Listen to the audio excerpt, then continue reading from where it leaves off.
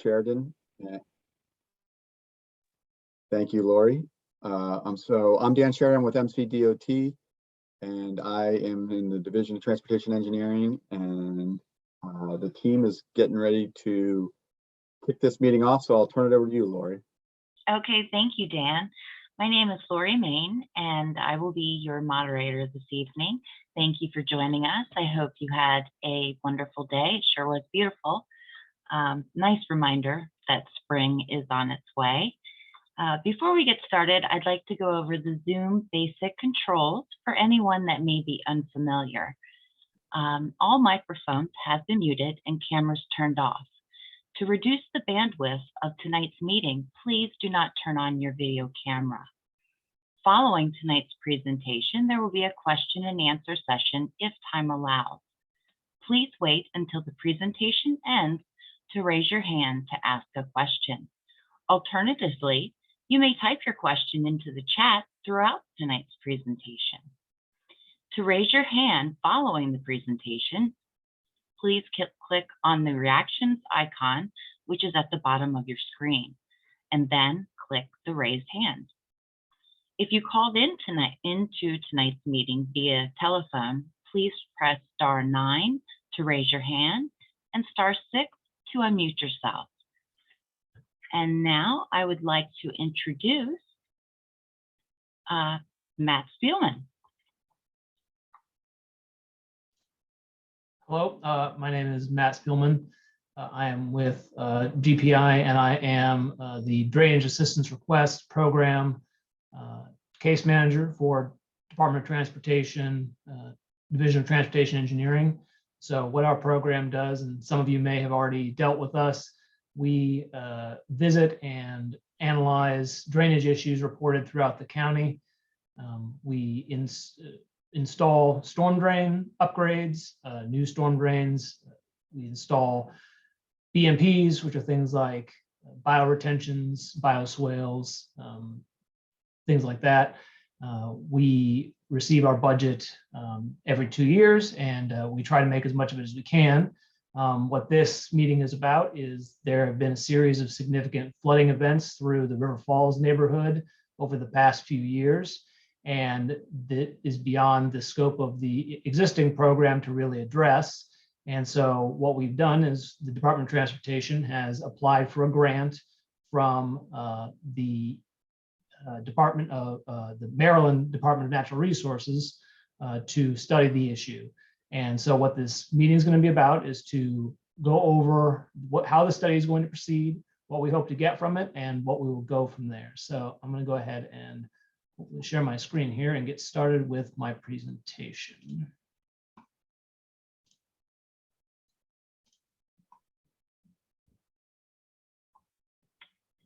All right. Can everybody see that? Okay. So like I said, so we are here to talk about the River Falls Drainage Assessment Study. This is the public kickoff meeting, so the study obviously is not yet commenced. It's going to begin. We've done some preliminary work, but most of the work is still to come. And so what we're going to do is talk about how the study is going to proceed. So I'm going to go through the introductions, some of the key players in the study. We'll go a little bit over the drainage program interview, which is the existing program that I'm involved with. We're going to talk about the existing storm drain system in the neighborhood, the flooding issues and history of flooding issues that we've observed over the past few years, work that has been done already or is already in progress, the study structure and goals, the scope of work, and then we can have questions at the end if we have time. So the key organizations here, obviously Montgomery County Department of Transportation. They are the ones responsible for most of the storm drains in the county. The Division of Transportation Engineering is the organization that handles the drainage program. It is a division of transportation. Another one you may have dealt with is the Division of Highway Services, which is the maintenance group. The Drainage Assistance Request Program is a program within the Division of Transportation Engineering that handles the individual drainage requests and upgrades within the budget. This is a standing budget, so it does not require appropriation for any of the projects that get done under it.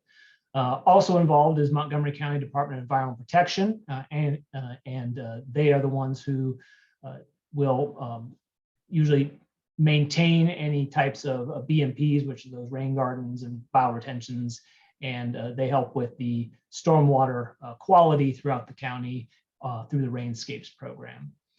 So some of the key personnel, Dan Sheridan, who's already spoken, he is the chief of the Division of Transportation Engineering Design section.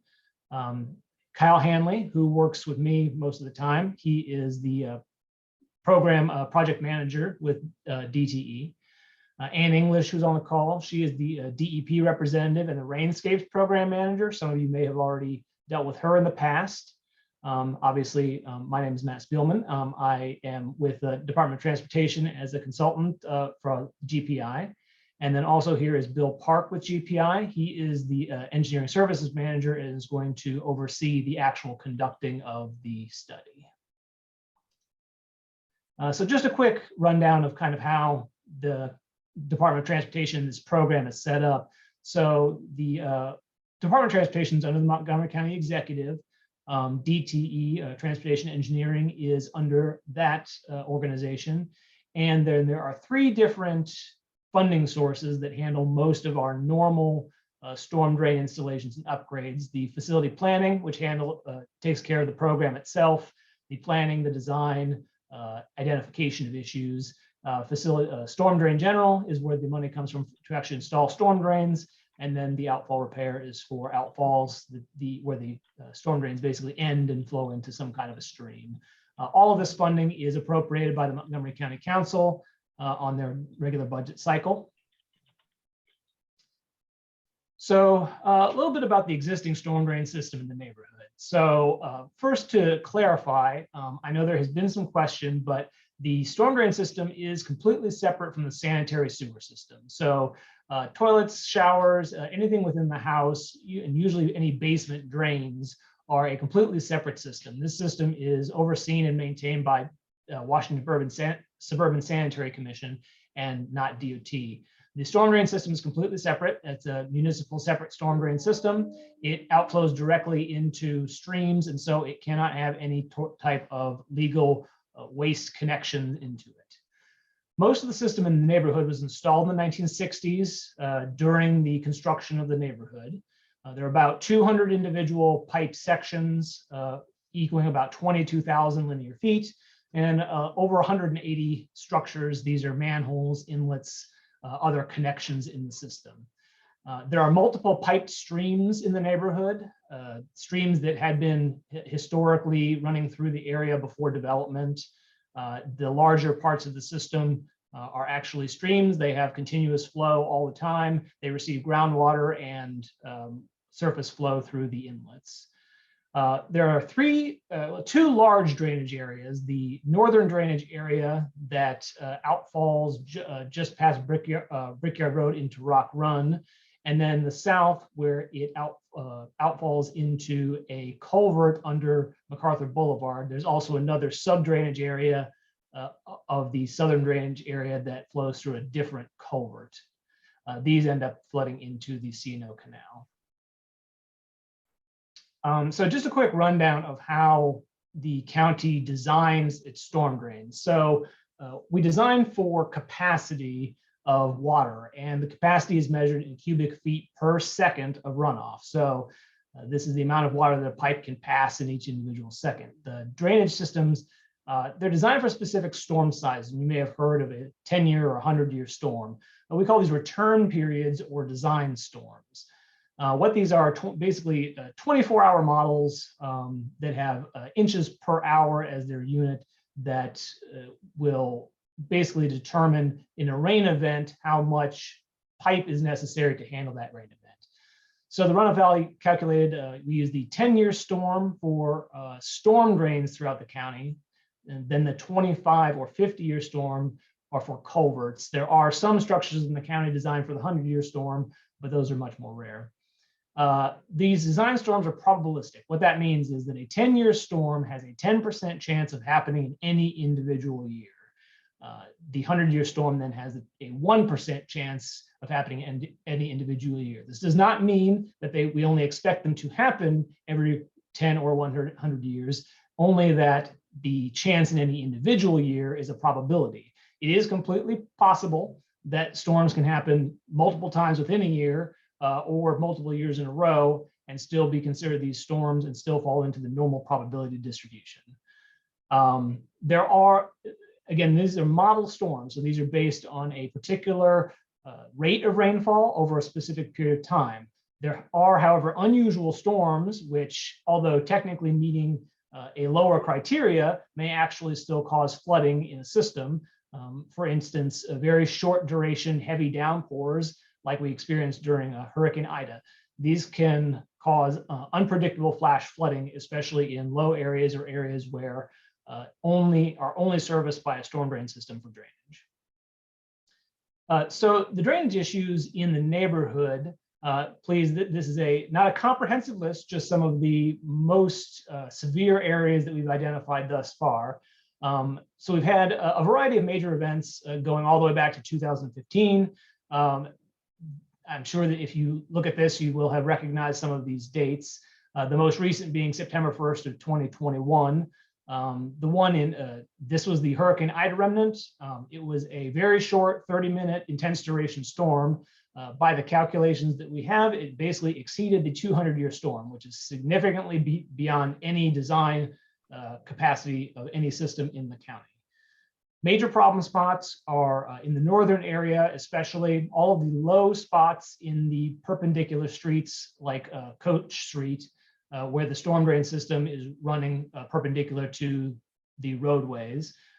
There are some low spots on Hackamore where the storm drain runs between properties to discharge into the stream. A low spot on Masters with the same situation as in the north, perpendicular to the street. And then the end of the storm drain system and stream at the bottom of the lower drainage area on Stable Lane and before getting to MacArthur Boulevard. We do know that there are multiple other smaller problem areas throughout the neighborhood, but these are the major ones that we've identified. And just as I'm sure most of you don't need reminding, that these are some of the images from these past storms where we've had severe flooding on the streets. We've had damaged cars, damaged basements, pools, backyards. They've been very severe, very damaging, and that's been the primary reason for funding this study. So just to give you a little bit of information on the original design. So this is the original design sheet. And before the neighborhood existed, there were actually several streams that ran through this neighborhood. This was the approximate location of the historic stream in the northern drainage area. This is Coach Street here, Horseshoe Lane here. This is where the stream ran before the neighborhood was developed as marked on the plan. After the neighborhood was developed, this is how the storm drain looks. So the storm drain is roughly following the path of the existing stream. However, as you can see, it is a straighter system and has more bends in it in order to accommodate inlets and the structure of the street. A very similar situation in the south. There was a historic stream that ran through the neighborhood, and it was replaced by several segments of storm drain. Now, this stream, unlike the north, there is still what we call daylighted stream between the outfall of the northern system and the southern system, where the stream still exists, but there are two pipe systems above and below. All three of these different pipe systems that I just pointed out are the sites of the most severe issues in the neighborhood, mostly because they are the areas that handle the most water when there are large storm events. And a big reason for why the flooding happens in these locations is that natural streams, before they are turned into storm drain or channels, they tend to be wide. They tend to have large, wide floodplains on the edges that allow for a significant amount of additional capacity or allow the water to flood into a more controlled area during large storms. What happens when these streams are piped is that the base flow, which is the amount of flow that will happen in smaller storms or just be flowing naturally from groundwater, easily flows through the pipes. But that flooding will occur if the design system capacity is exceeded in storms that before may have flowed into a natural floodplain, but now do not have a floodplain to flow into, and so simply have to flow over the surface. And these usually follow the path of the existing stream, as most of the time neighborhoods are designed with low spots roughly in the same places as the topography before development. So just a couple of things. We've already done a few projects in this neighborhood to try and at least assist with some of the worst issues. Down at Stable Lane, there was significant amounts of recurring clogging happening in the system. And what we had discovered was that in order to avoid a gas line, there had been a significant difference between the pipe coming into and the pipe going out of a structure that caused a lot of debris to catch in that structure. So we actually had Washington Gas relocate that gas line, and we realigned that pipe at Stable Lane. We also went upstream to where the stream enters the system and improved the opening to allow in more water, and also reconstructed some of the stream banks in order to protect them, prevent erosion, and to funnel more of the water towards the structure to try and prevent overflows. An upcoming project is down at MacArthur Boulevard. There is a culvert that has been clogging up over many years under the aqueduct and MacArthur Boulevard. And we have been in talks and in permitting with the U.S. Army Corps of Engineers that owns the aqueduct and MacArthur Boulevard, although Montgomery County Department of Transportation maintains it. We are going to go in and clean out that culvert and try to restore some of the flow through it to prevent flooding that has been caused by, we believe, by backups behind it. This will be upcoming. We're still in permitting now, but hopefully this will happen soon. So what I want to talk about here is a reason why these small types of improvements don't always help, and why a larger study is needed in this case. When you make very small or localized improvements to a storm drain, especially without studying, you can end up with not really improving the situation, even though you've technically added additional capacity at a particular location. What this is showing is a situation where you have too much runoff and the system is flooding over. So something in this system is too small and it can't handle the amount of water that is coming during a particular storm. If we were to upsize only one part of the system, say a pipe in the flooding of the upper area, well, we technically have additional capacity within that pipe. However, even though the water will flow through that pipe, once it reaches the lower portion of that system, it's going to become constricted again and will back up through the system and still cause flooding. These can be less expensive and easier projects to undertake, for instance, increasing the size of an inlet or increasing the size of a pipe. However, if we don't know the capacity of the entire system all the way down to where it exits into a stream, there could potentially be constriction points where we either move flooding downstream. Oh, we got another mic on. Sorry. So we can have a situation where we've got, we can either push flooding downstream, not significantly improve the situation. Really what would need to be undertaken in this area is to upgrade the entire system down to the outfall that would allow that amount of water to flow through all the way down. However, when doing these kind of things, especially in a very long system like this, you can end up with a situation where it's very expensive because you have to replace the entire system all the way to the outfall. Not only is it expensive, but it's also extremely disruptive to the community. And if these pipes run through private property, it can be extremely disruptive to those properties as well. So what this study is going to look at is analyzing the existing system to determine where if there are any problem areas, what the total system capacity is, and how we can potentially improve it to reduce flooding in the area. The way the study is going to work is that we are currently completing the initial preliminary site assessment. As you can see, we've gathered past drainage plans that were put in during the construction of the neighborhood or upgrades to the system. We are working on identifying all of the known issues and complaints throughout the neighborhood. We're gathering GIS data as far as what the soils are like, how much impervious is in the area, what the topography is like, and then the drawing of the entire system. What you will see in the near future is going to be field data collection. So we're going to have surveyors out there. They're going to be popping manholes. They're going to be measuring pipes. They're going to be measuring slopes of pipes. They're going to be measuring the size of structures. What this is going to do is allow us to determine the capacity of the existing system. They'll also be confirming the drainage area, making sure that we know exactly how much area is actually flowing into the system and what is contributing to it.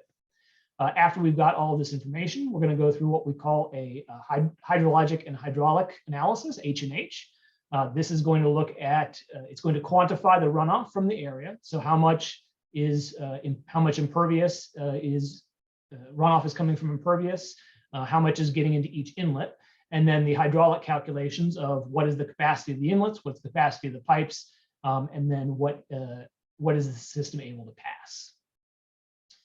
So the key milestones for this, this is going to be our the schedule we're going to shoot for. So the preliminary site assessment should be completed fairly soon. We're going to begin data collection within the next couple of weeks. So you should see some surveyors out there opening up manholes, and they're going to be looking and doing measurements.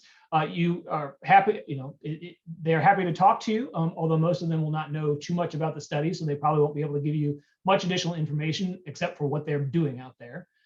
After the field data collection is complete, we will do the drainage assessment report, where we will have our hydraulic engineers perform all the calculations and determine the size of the system and its capacity. We'll go through a period of internal review and comment where we can have the different parts of Montgomery County Department of Transportation and any other agency that we want to involve make comment and suggestions. And then we will issue the final report and have an additional public meeting to go over the findings. The scope of work for this study. So we need to make clear that the study is for the funding is for the study only. There is no current dedicated funding for any actual improvements in the neighborhood. The study itself is going to come up hopefully with some recommendations for what can be done in the neighborhood. Depending on the scale and difficulty of these recommendations, the funding source will be determined at that time. The risk and severity can be reduced, but there is going to always be some unavoidable flooding.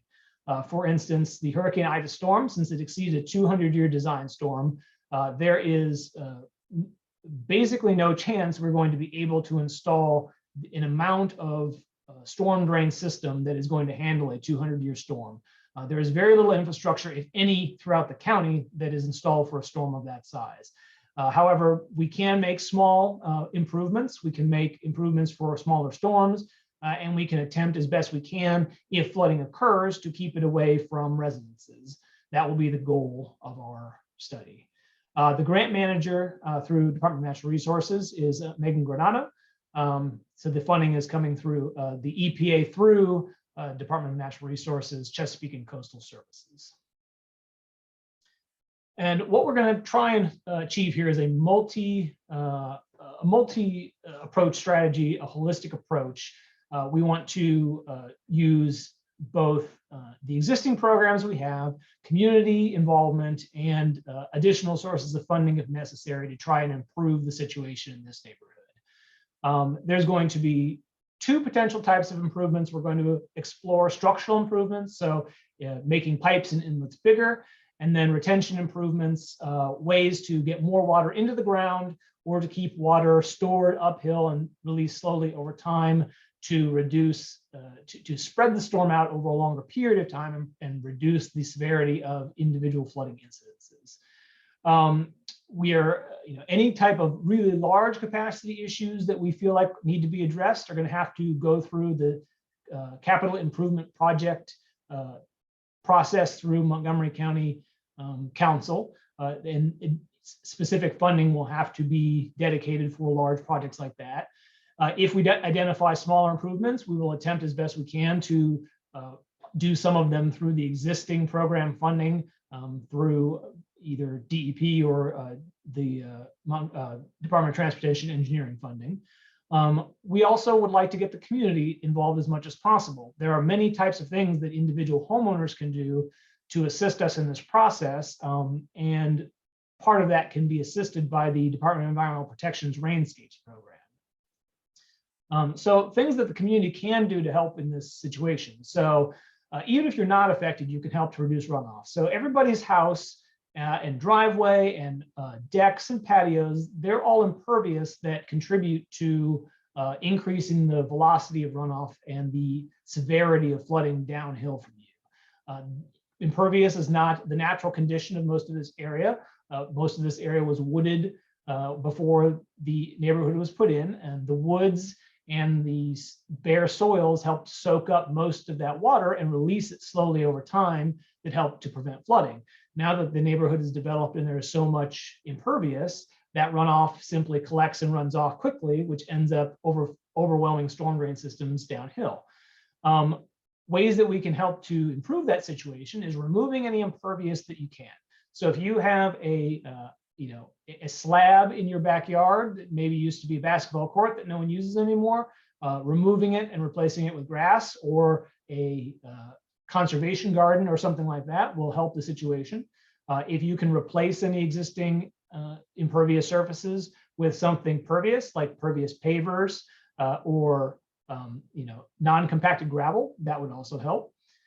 You can also help to increase retention time by installing various types of what we call best management practices, rain barrels, rain gardens, things that will hold the water in place and will release it slowly over time so that we don't have these acute flooding incidences. Also, vegetation is very helpful in uptaking water and also slowing down its velocity. So you can plant trees, you can do conservation landscaping, and all of these types of practices you can explore more through the Rainscapes website. So I think I've covered everything that I needed to cover. I guess first I'd like to see if Dan or any of the other officials on the call would like to contribute anything else to the presentation. Matt, thank you for the presentation. Very well done. I just wanted to emphasize one of the points that this whole study is made possible from a grant from Maryland Department of Natural Resources, and they're getting the money from US EPA. So we actually applied for the grant 2 years ago. I think it was Valentine's Day, the grant application was due. And then just through the process, we are just now getting underway again to complete the study, and then that'll give us the information on what the next steps are. And based on the recommendations there, we'll see what type of budget impacts that will have, and maybe even potential for future grants as well. So that's just wanted to emphasize that. And I don't have anything else. How about you, Kyle or Bill or Lori? I would just say, this is Bill Park from GPI. I would just say this is a good opportunity to let us know what you guys are experiencing, and that really provides insight to how we address these things. You guys live there, so any information that you could provide us, how often things get flooded, sometimes it doesn't take a severe storm to actually cause flooding sometimes. But any information that you guys can provide us really helps us in our assessment. It brings everyone together so that we're one community to try to resolve these issues from a community basis, because it really, as Matt described, did a great job explaining everything, was one spot's not going to do it. It really takes everything, a whole watershed approach, a holistic approach to really pull everyone together, and look at various different items, to really solve the flooding. So I think that's what it's going to take to be successful. But we definitely want to get your information, get your feedback, and let us know what you're experiencing. Thank you. Thanks, Bill. And just to, don't anyone feel like you need to make sure you're heard during this meeting to get your concern known. My contact information and Kyle Hanley's contact information should be available to you. Feel free, if you haven't, already put your issue into the comments for the meeting, feel free to contact us if you haven't already, and we will add you to our ever-growing list of people in the neighborhood who have issues. And so I know Ann English is also on, and I don't know if you want to say anything. And Lori, if you could please just make sure she's able to unmute. If Ann's with the Rainscapes program, and she would be the one, as far as DEP goes, if anyone wants to assist by doing anything on private property, they have some programs to assist homeowners with implementing those kinds of practices. Yeah, so thanks, Matt. I'll just say a couple words because I know the main focus is really on what can be done in the public right of way and in the storm drain system. But to your point that was on the slide, that every little bit helps. So it's really a good time to do an inventory of your properties to figure out if you need all that pavement, or if you are you piping your water into a situation that's going to exacerbate your downhill neighbors' problem.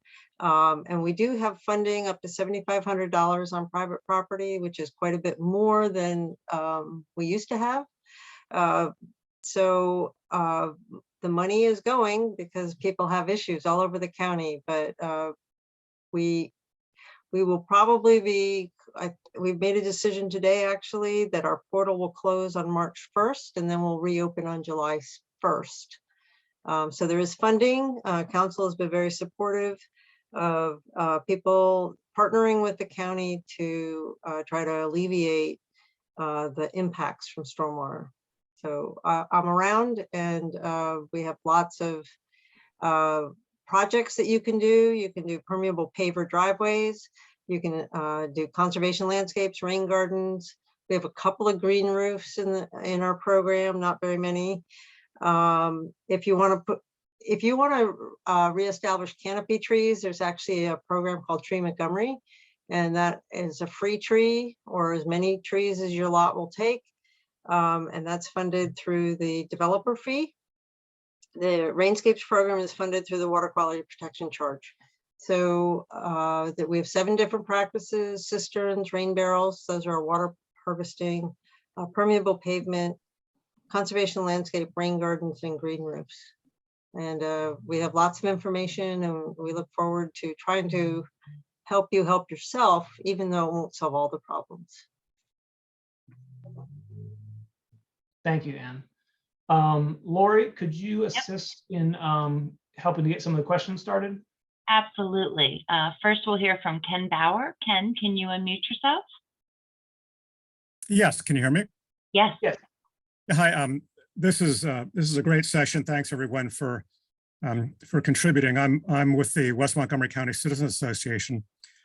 Everyone should know, and probably does, that we have a huge problem with our streams, the terrible erosion problem, and the source is, no surprise, it's all the stormwater being fire hosed off of our impervious surfaces like the roads and roofs and the sidewalks, et cetera. And they're just being dumped into our streams. That's the way this development and most developments, from the 1950s on were designed. Get rid of the water, get the waters away from the houses as quickly as possible. So I will tell you, the last thing we need are bigger pipes to fire hose more water into our streams. I would like to see that as much stormwater as possible be controlled, upland out of the stream valley to keep this water out of the stream to begin with. So I think that I'm glad that Ann English is here, but I don't see anyone from DEP, the Green Streets program, and maybe they are representative, apologize. But the Green Streets program, for people who don't know, it is involved in installing these, as I think Matt mentioned, the bioswales, the bioretentions, et cetera, in the road rights of way. So that needs to be maximized. I know there's been some pushback in the past by homeowners, but guess what? Those right of ways are not your personal property. And if you want to solve the flooding problem, that's a big way to go. And they're beautiful, like rain gardens, and they're landscaped with native plants. And I would just suggest that if you're, as part of your recommendation, you need to max that out, put as many as you need in there. The Rainscapes program is fantastic. And I love what Ann English is doing, but guess what? These volunteer programs on private property are not going to cut it.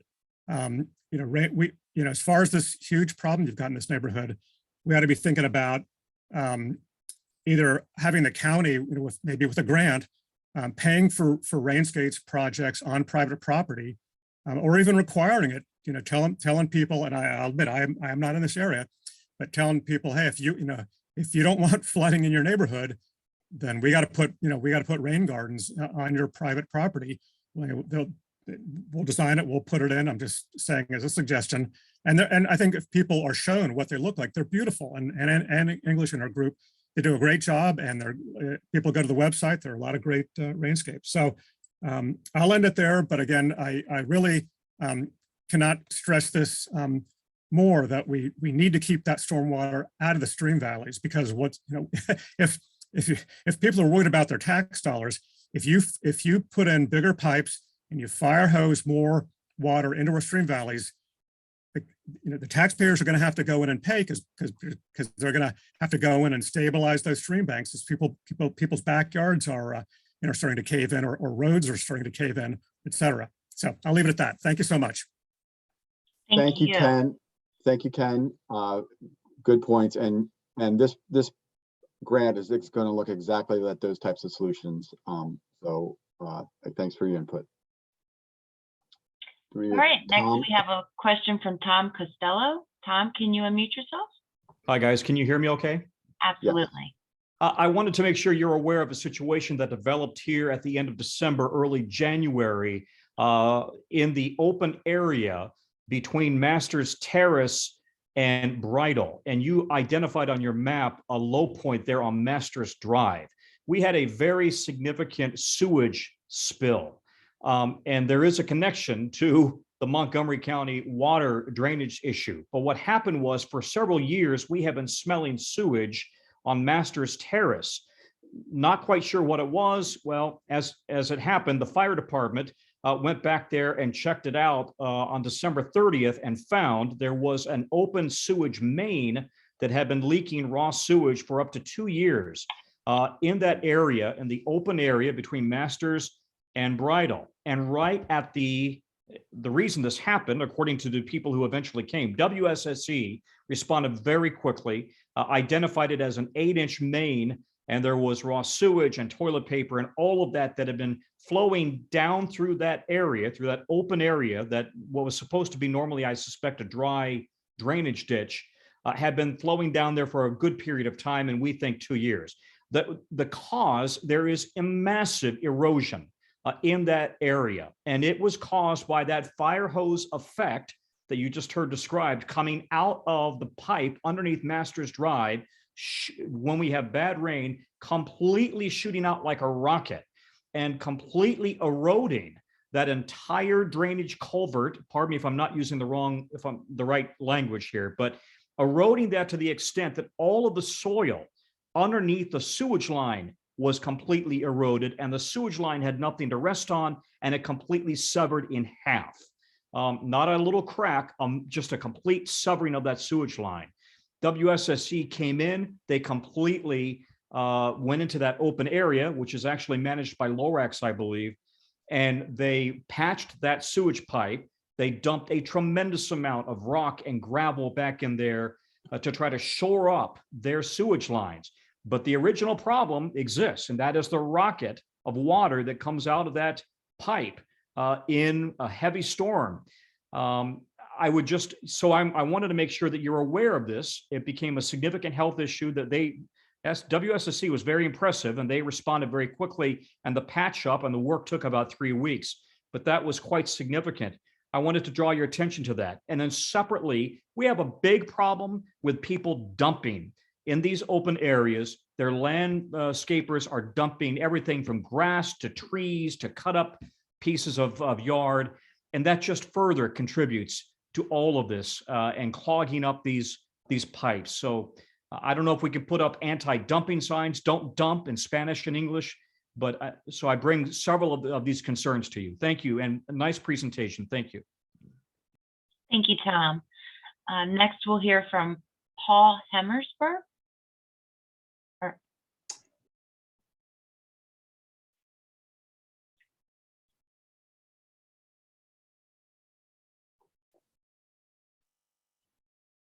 Hi, folks, can you hear me? Yes. My apologies, I thought I unmuted. I'm a River Falls resident. We live on Coach Street, and maybe just to kind of provide a little context, and a lot of the people on this are painfully aware of this, but in the July of 2 or 3 years ago flood, this was a tremendous inundation. It flooded a number of our houses, both along the path all the way from Rock Run down beyond the pool and so forth through Horseshoe. And the damage that, and I'm just trying to provide a little context, the damage that caused was tremendous. And it's not covered by insurance.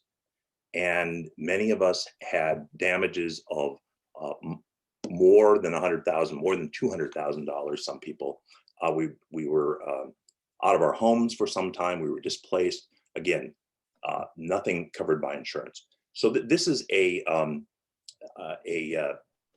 significant problem, and it concerns me a little bit that the description, and you guys did a very nice presentation, and I really appreciate it, and I understand that none of this is of your making. Nonetheless, if you say that, well, you know, these previously uncommon storms magnitude, that's just, we just can't address that. Well, those are the ones that are the problem. You know, sort of occasional extra water is a nuisance, and it's not, you know, we don't like it. I'm speaking for myself.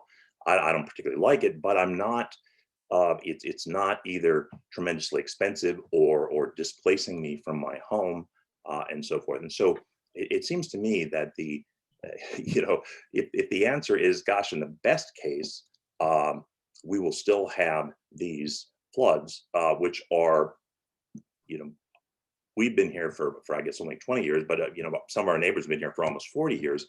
They've never seen floods like this previously. So the other thing I wonder is, if we believe, and I don't want to get into this debate, but if we think that for some reason these storms are becoming more frequent,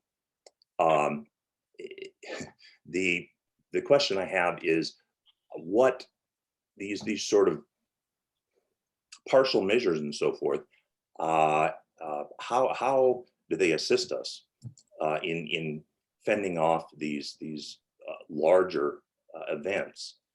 And then second, I guess the other thing that I was curious about is, in addition to increasing the capacity, are they going to look at, so I'm at right at the end of where the path hits Coach, and there is as your drawing illustrated, there's a sort of I don't know, 3 or 4 right angles in the pipe, which is kind of remarkable to me that was ever approved. But nonetheless, is that something that will be looked at in the study as well, in addition to perhaps increasing the sort of circumference of the pipes, because that just seems to me to be you know, just a real recipe for backing up. And I guess the last thing I just wanted to mention is that, with respect to the fellow from Western Montgomery County, we obviously have some competing interests here, and I hope there's a way to reconcile all of these. That said, our homes are being inundated and being threatened with being inundated again and again. This is where we live. This is, you know, this is really an important issue for us, and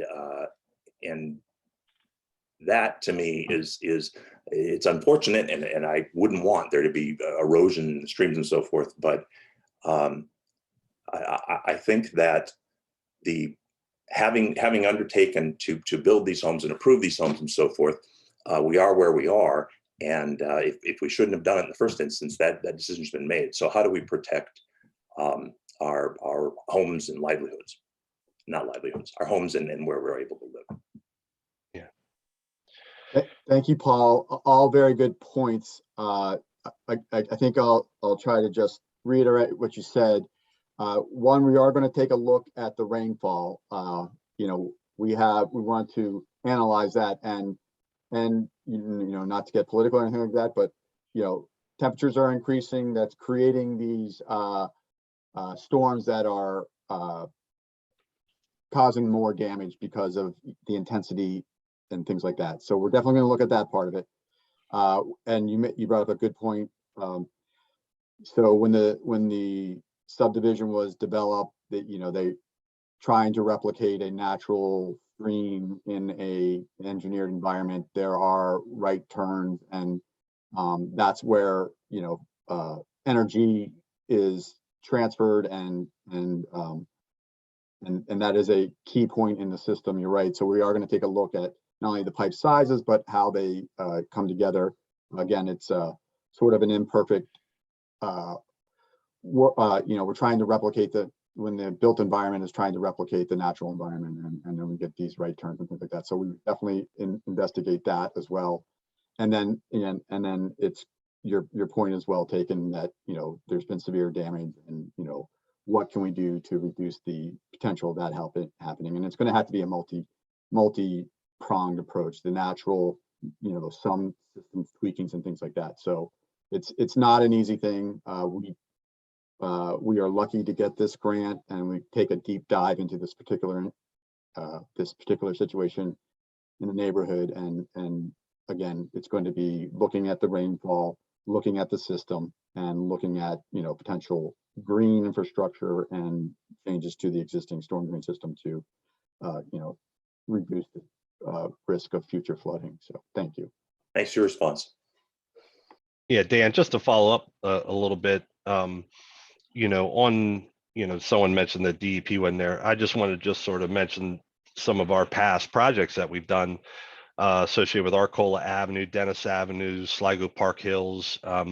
We were the design engineers of those, and various different kinds of BMPs, within the right of way, between parking pads to impervious parking pads to bump out bioswales to underground bioswales, detentions, really everything. If we had an opportunity to place a BMP somewhere, we did it. And so we have extensive experience in evaluating those things. And that's one of the key things is that, we're going to be looking for the property owners. Hey, this is a great opportunity. Is this a good idea? Are you acceptable? Are you fine with this? So we have experience with doing that. Regarding the different kinds of bend structures and the junctions that we have, we've identified those as a problem already. And we're going to look for solutions to, put in more efficient bend structures. We had that on Stable Lane with the flooding there. It was just the inverts were so far off that it was actually just all that woody, leafy debris coming out of the stream was just clogging up the whole system. So, we've already started to look at those kinds of things. So we're going to be looking at, how to make this system efficient. But a step before that is trying to capture it, slow it down, infiltrate it, detain it before it gets into that storm drain system. And that's really what we're really talking about. And as well as with the Rainscapes program is really starting at the upper portions of the watershed, really trying to, capture it up there, slow it down, infiltrate it so that, we're not relying on just upgrading the storm drain system, and we all know the effects of the streams, and you can go everywhere in Maryland and see the effects of storm drain systems or lack of stormwater management. So, but, looking at this as a watershed approach, and we touched upon it, is just really looking at all the opportunities, and collectively, we anticipate that there should be, some minimization to that, and trying to solve these issues. But this is what we're doing. We're at the very infancy of the study. We are, evaluating these situations, the existing conditions, and you know, that's what we're going to be looking forward to. So we're looking to solve these problems. Thank you. Thank you, Bill. Next, we'll hear from Jeff Gagliardi. Yes, can you hear me by phone? Yes. Yes. Oh, hi. So I wanted to give a little bit more historical context.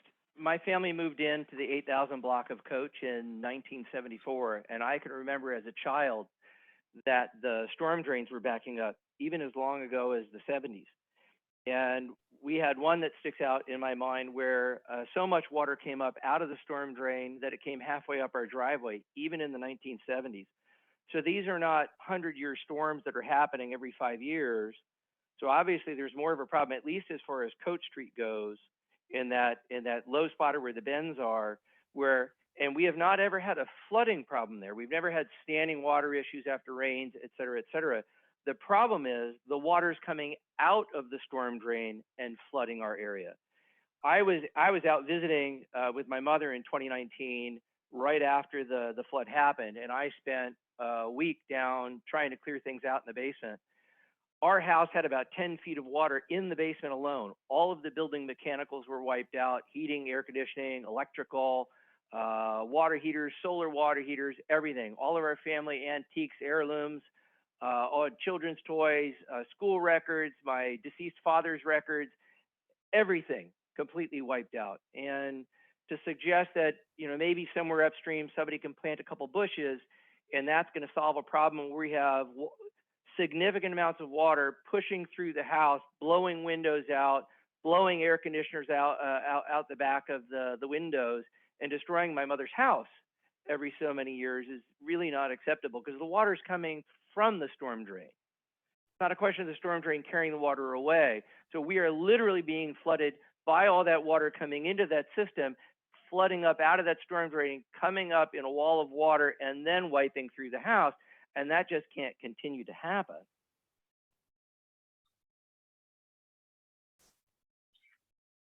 Thank you. Yes. Still there? Thank you, Jeff. Okay. Yep. Thank you. Okay, next we'll hear from Ted Duncan. Hi, thank you. I assume I'm heard. Yes. Yes, we can hear you, Okay, Ted. great.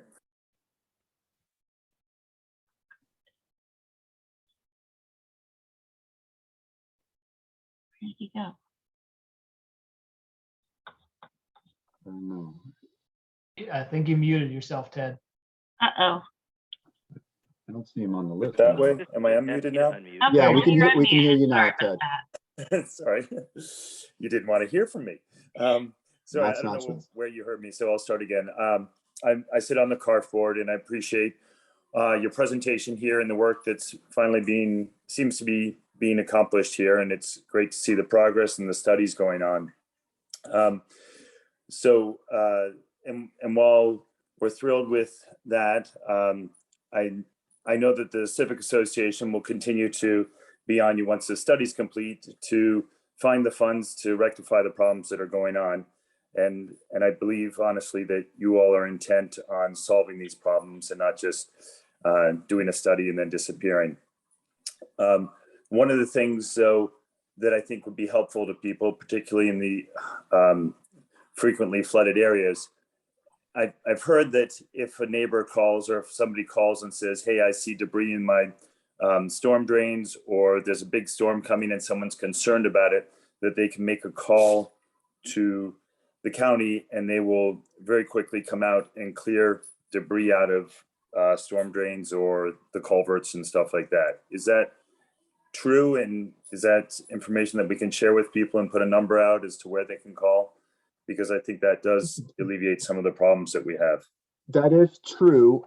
Again, anytime you see a maintenance issue, clogging, something's not, a manhole lid missing, whatever, dial 311, and that goes, they're trained to get it to the right people. And, our highway services actually know about spots on stable lanes, so they do more frequent checks on known weak points in the system.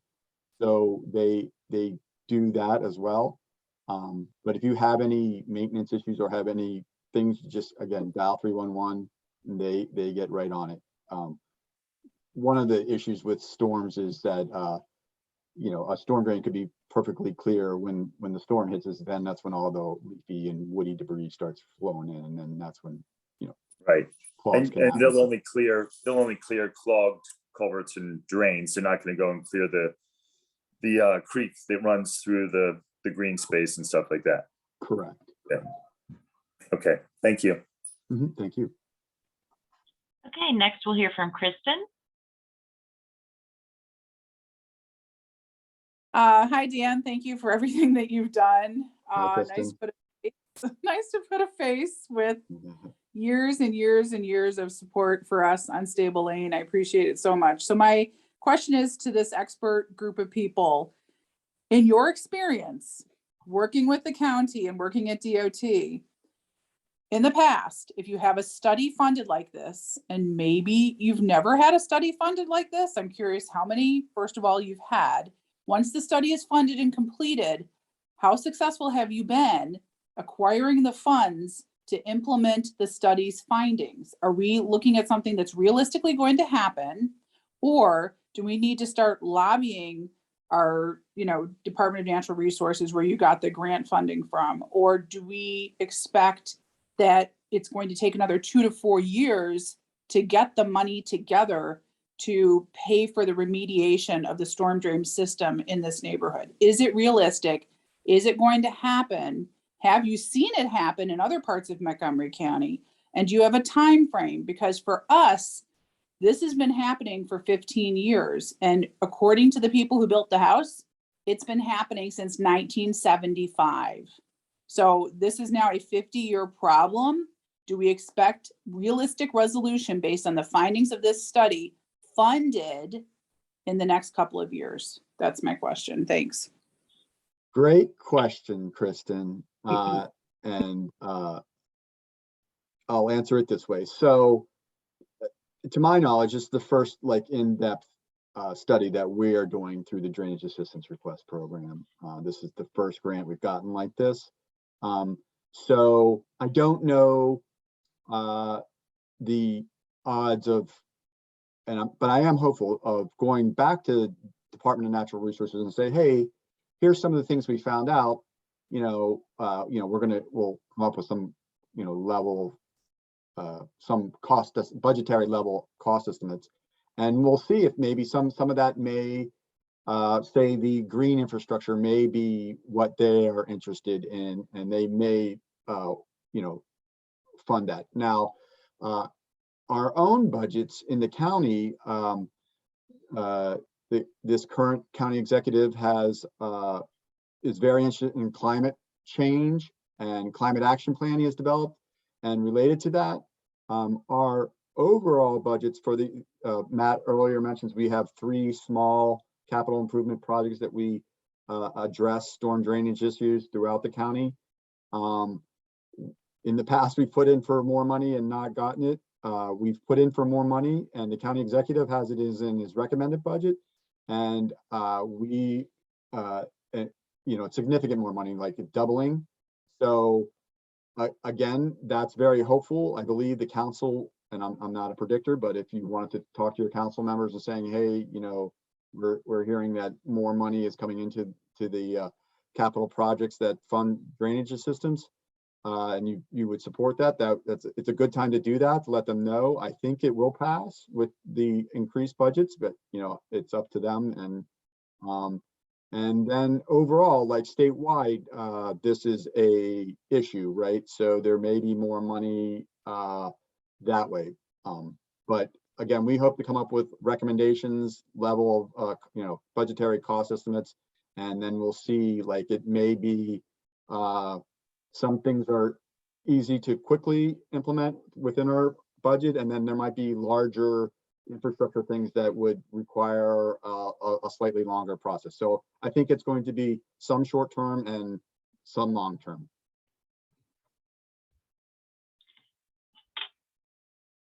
Okay, Dan, it looks like we're out of time. We have about 1 minute left.